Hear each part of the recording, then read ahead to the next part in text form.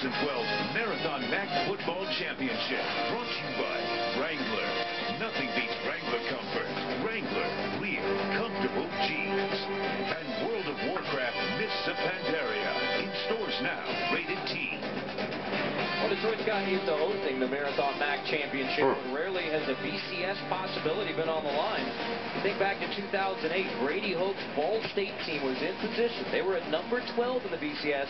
Coming into the MAC Championship game, lost to Turner Gills, back to a bowl game. The folks around can know this team very well. 1972, a legendary football team. Don James, the college football Hall of Fame, won a championship in Washington. Jack Lambert, Gary Pinkel, also on that 1972 team.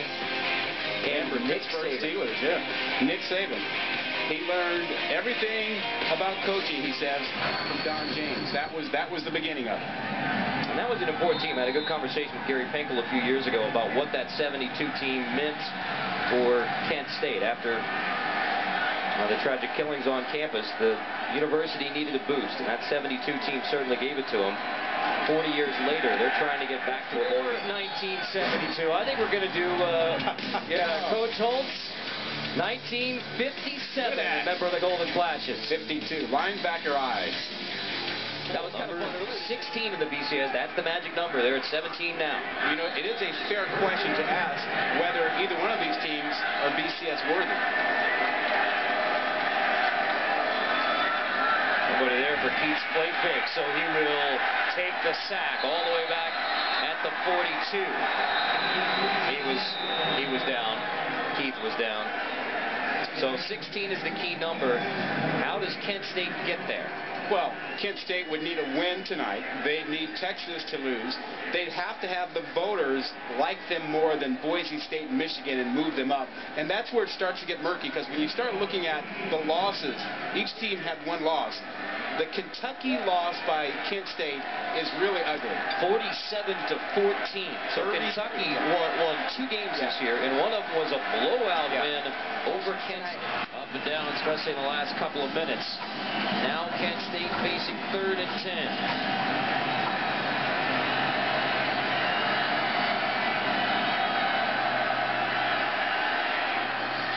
Complete. First down. That's huge. Out of the Northern Illinois timeout. 3rd and 7 for the Golden Flashes.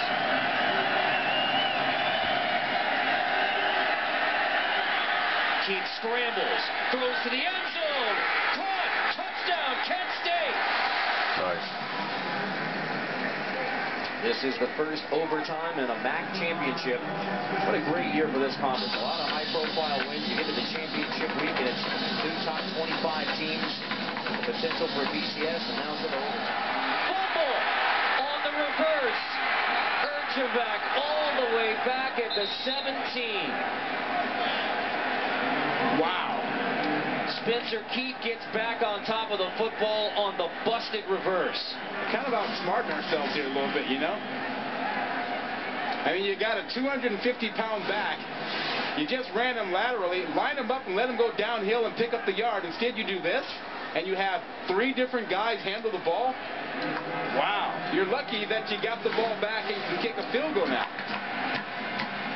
Freddie Cortez on for the 33-yard field goal. I don't know. It's kind of like it could be a funny angle. 33-yarder. Ooh. Barely. Illinois. And what has worked for them most of the second half has been Jordan Lynch with an empty backfield and the choice to throw it or run, to create.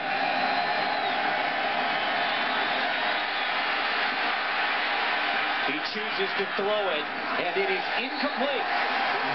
4th down now. That was intended for Martell Moore and Matthew Sims, the junior who had the game winner in last year's MAC championship, but he also missed a 28-yarder in the last game for Northern Illinois in the snow versus Eastern Michigan. If he misses this kick, Kent State is in real good position for a possible BCS berth. Matthew Sims from 40 yards.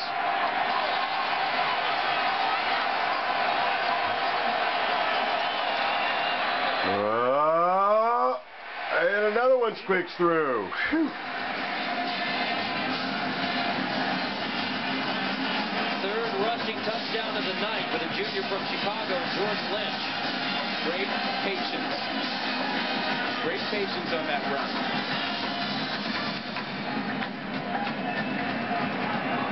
Matthew Sims for the PAT.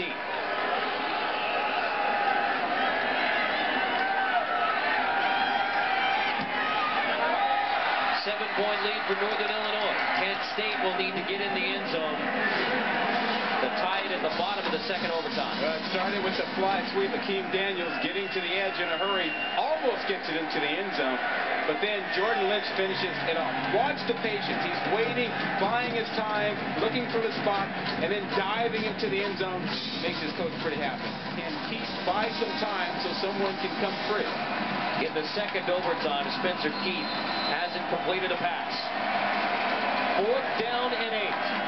A MAC championship, a potential at the BCS, and a major payday for Kent State and the MAC.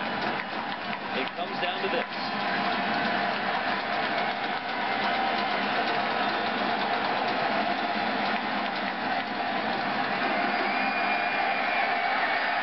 Keith rolling, throwing, intercepted. And the Kent State BCS dream comes to an end. The Northern Illinois Huskies win their second straight MAC championship. Bummer. The Fighting Lou Holtzes go down.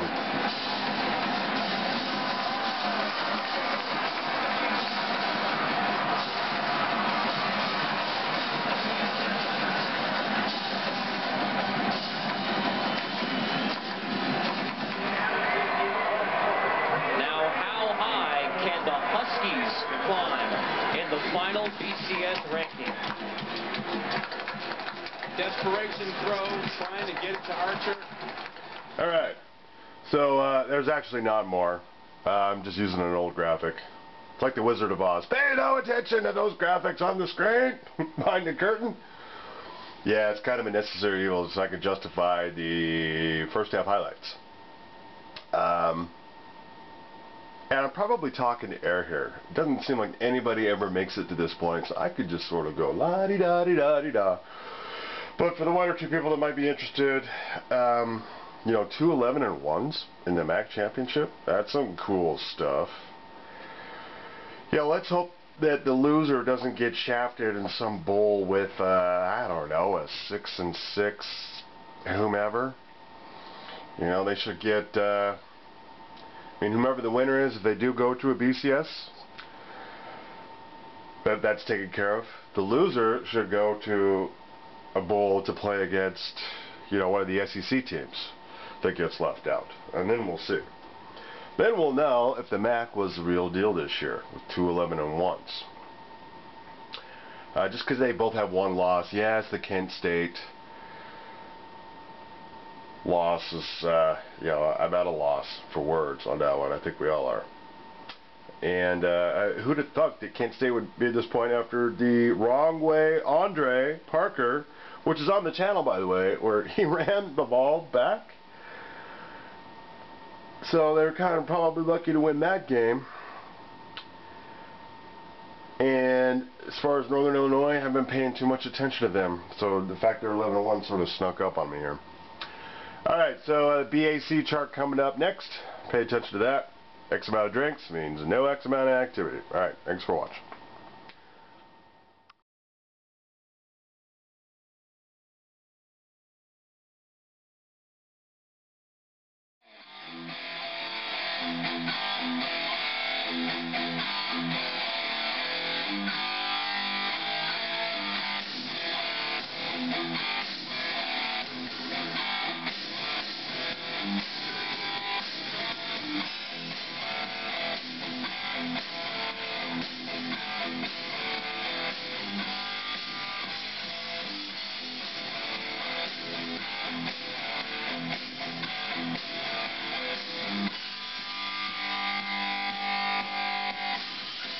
Boom to the hay, all you sports fans out there in the Tubosphere. Welcome to the One Man Sports Rant. to Gen 2.0. I am your host, Will, the alternative ESPN, and every other network that we cover, Sports Thrill, specializing in college football and basketball and all of the other sporting events in their singular nature, such as they may occur. Why such an emphasis on the college sports? I was a linebacker and off guard at the collegiate level, however short-lived, blew up both my ankles, never was able to realize my sports prowess, walked on in both events, but I was a non-traditional student, so I sort of screwed up high school, got my act together, got my butt back into college, and so I had to go that route. And I still suffer from those ankles.